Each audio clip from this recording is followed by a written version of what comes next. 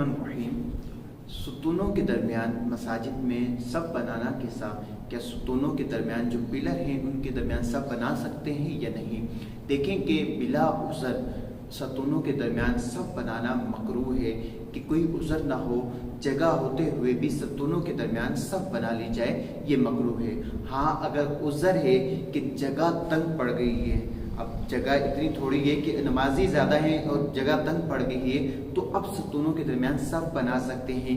या बारिश वगैरह हो रही है जिसकी वजह से बाहर सफ़े नहीं बन सकती तो अंदर ही बनानी पड़ती हैं, तो अब जो है सतूनों के दरमियान सब बना सकते हैं। और अगर इस तरह का कोई उज़र भी नहीं तो फिर सतूनों के दरमियान सब बनाना मकरूह है कि हम सतूनों के दरमियान सब नहीं बना सकते।